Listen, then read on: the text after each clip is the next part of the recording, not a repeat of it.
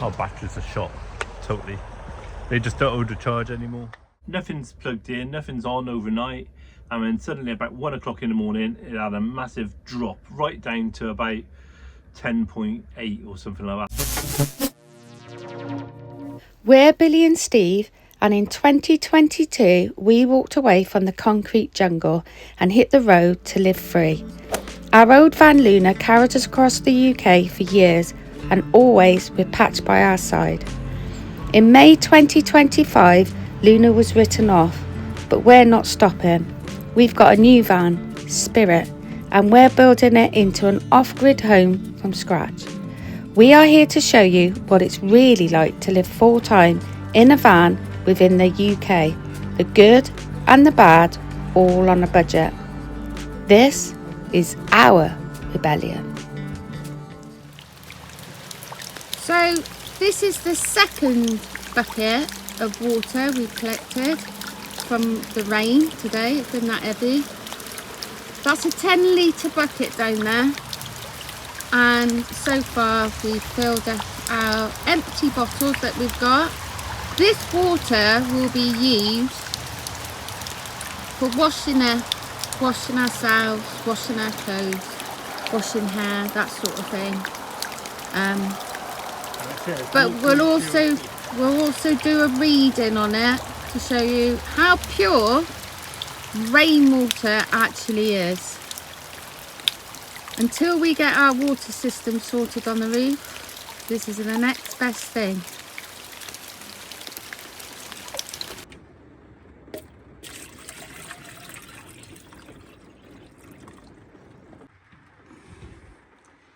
So now what we're doing, as you can clearly see, no explanation needed. Boom. So as we previously said, we like to collect rainwater until we get our water system properly done. This water is used for just, like I said, washing clothes, washing up, blah blah blah, all that stuff. So how many litres of water have we collected? We have, I'll tell you now. I think it's something like 16 litres in less than an hour. 2, 4, 6, 8, 10, 12, 14, 15. That's like a litre and a half, so I'm saying 15.5 litres. But we're out of bottles now, so that's what it is. And before I top this bit up, I'm just going to use the little GPS tester. Test the water. Now this doesn't tell you what bacteria is in it, what metals could be floating about in it. Obviously it's come straight from the sky onto our roof, which is a rubber based roof, as we've explained in previous videos when we were doing a van build. Want to show everybody? Okay, you might not be able to see it, but anyway. There you go, 0.4. Let me go closer. There you go. Which is very good water. But like I said, you can see how good that water is. It's so clear. It doesn't tell you what bacteria, microbes that are in it. If that's the right technical words. I personally would drink it. I don't have a problem drinking it. We'll do a comparison right now with this. That's all we've got. So I might have to fill up a little bit more in the bucket. Just top that bottle up. What I'm going to do now, just for you guys' benefit, down here we've got some more drinking water. So I'm going to put a little bit in here, just a comparison of the tester. But I don't think that's a fair test, because that's proper drinking water. Yeah, but I'm on about adding a reading. See what the reading is. All right, yeah, that's. There's no. We don't normally buy water. It's our backup. This is from our backup because we ran out of water this morning. And then the universe gave us some. But we are about to leave within the next hour anyway, to collect water, do a food shop and all that. Blah blah blah. So this pure water Ashbeck English from Tesco is reading, don't know if you see that, 0.97. Yeah, I know. I can't see it. Can't see it. Bring it. Further away, probably. Can't see anything. Let's get it in the daylight. It's so dark today. There you go. You can see it now. There you go. So that water saying 097. Yeah. And the rainwater. That water is saying 004. 2, wasn't it? 4. Oh, 4. So, but this is obviously no bacteria, no viruses, very, very drinkable. This You wouldn't be sure could about be. 100% sure. So we probably need to buy a new tester which shows all that in, which will be a good thing. I'm just sort of looking at. Now we do have a proper water filter system machine. Which we did a review of not long ago. Yeah, well, I think that was about a year ago. It was when I had my bad eye because you did it. So yeah, it's over a year ago. So if you want to know more about that water system, we keep that as a backup. Yeah. That is, I think we've used it once for the review because it's only got a couple of filters. Yeah. We've put it away and that's what we use when is a complete emergency for water. I mean, what we could do in theory now, we could boil this or run it through our filter and then put it from these water things straight into our water container. 0.00 drinking water perfectness. Yeah, but at the moment, until we get our proper water system sorted out, this water is just, again, for washing up, washing our clothes, washing our bodies, washing the the floor, windows, whatever. It's for that sort of thing. You could drink that. I would drink that. Yeah. I would. Some people boil it. There'd be nothing wrong with that if you boiled it. I only drink water in coffee really, or boil like potatoes or something, or pasta. Yeah, because I like sparkling water. We don't actually drink water like or squash from the tap. So, but then it saves that headache of we know water is harder to get hold of, so it means that we can make the water that we get, which we use for drinking water, go a little further. Yeah, so that's all. And then all those bottles go into a massive big holder we've got outside, doesn't it? Yeah, it's an easy system. It's a ball ache. You gotta go out in the rain and you gotta deal with it. But again, it's free water. I know a lot of us are out there struggling to find water, and then rather finding good water, source water from somewhere, and then using that to wash your shower, washing up and all that lot. Why would you not go out and get water? It makes sense, right?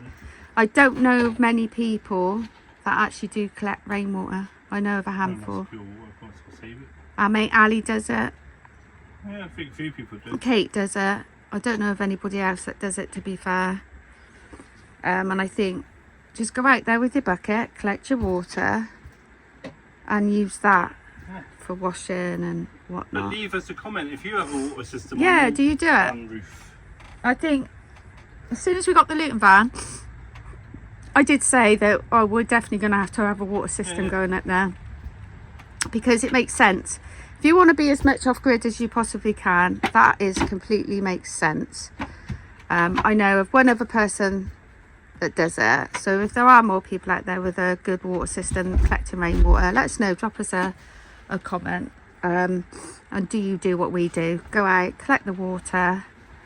We're doing a video, or adding it into a video about it, because I think it's Jan.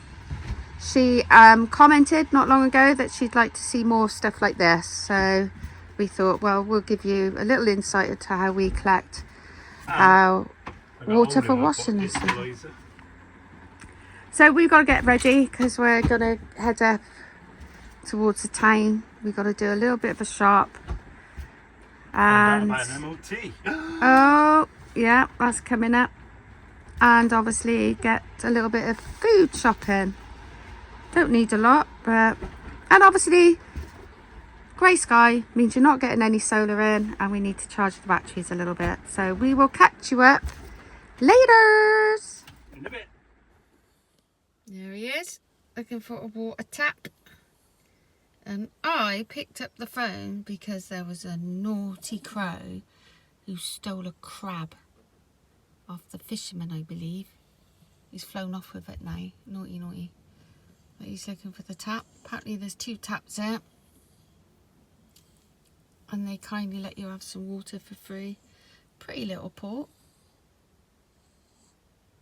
It's pretty.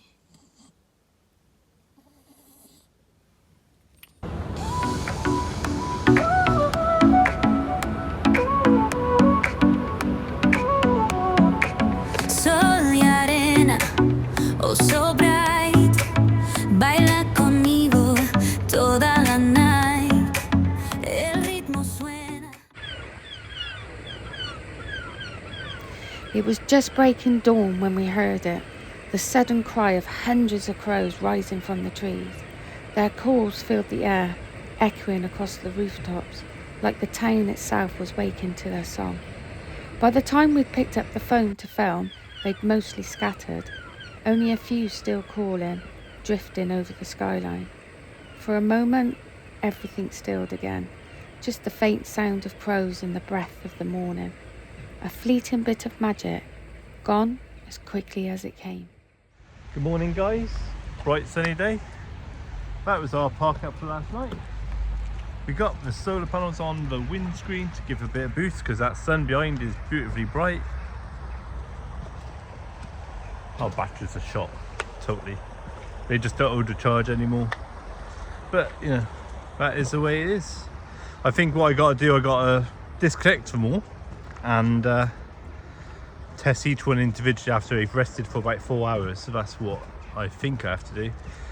And then if one is shot, dragging everyone's down, then I can obviously adjust, so like get rid of one and just keep the other two,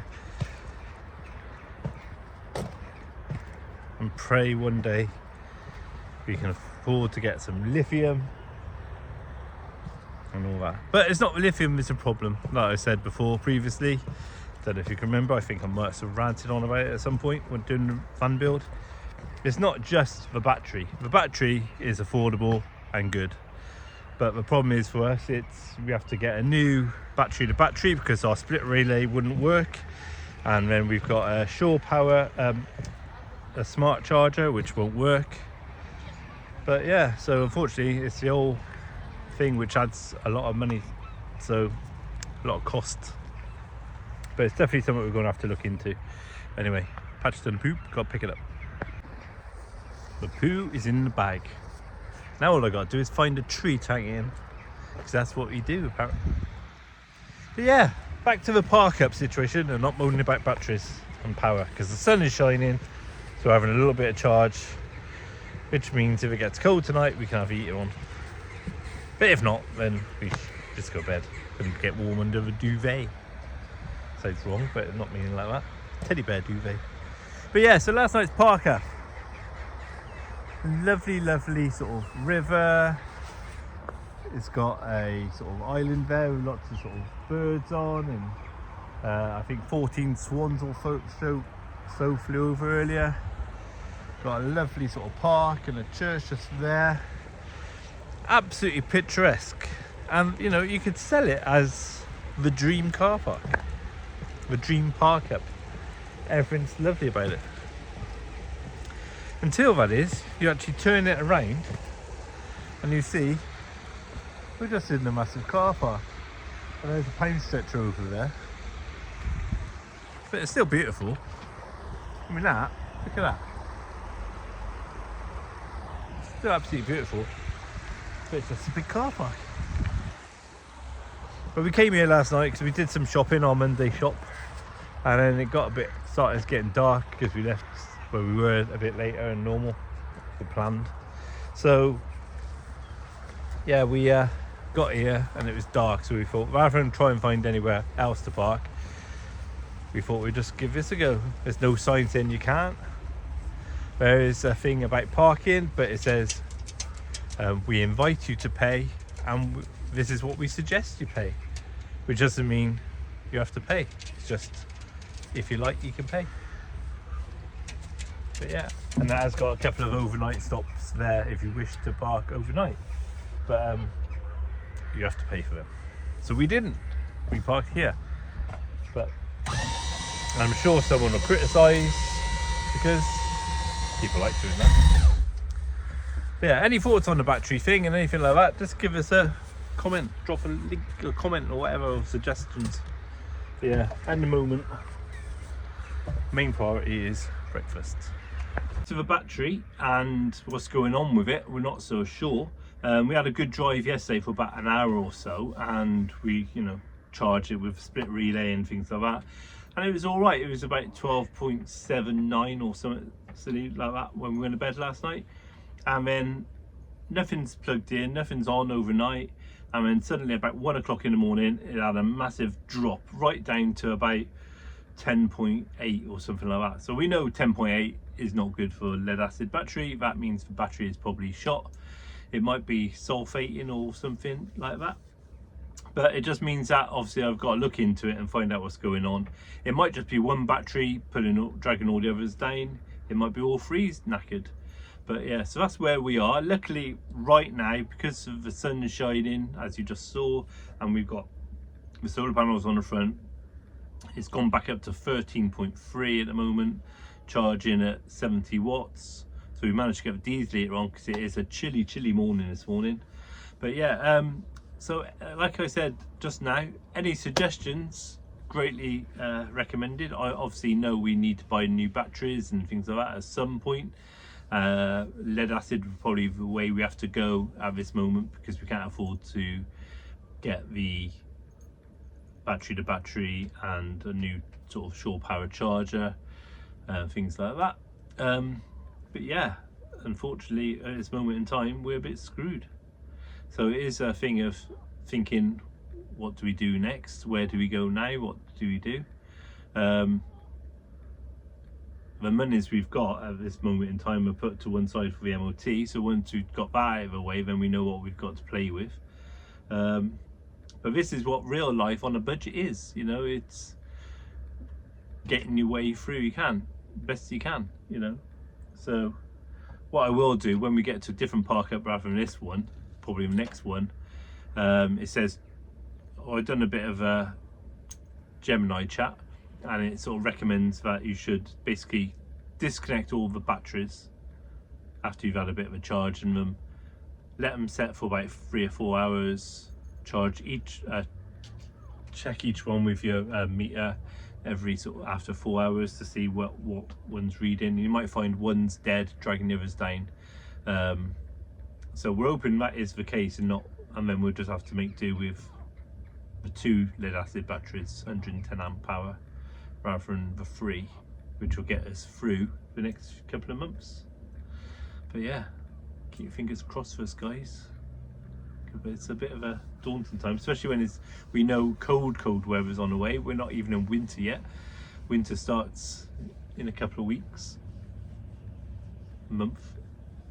But yeah, so it's a bit of a daunting time if you can't have a diesel later on in these mornings, or in the evenings.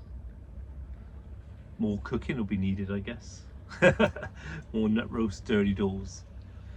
But yeah, keep your fingers crossed for us, guys, and I'll keep you updated of what my finds are. And as a side note, is it that we've all just become a little bit spoiled?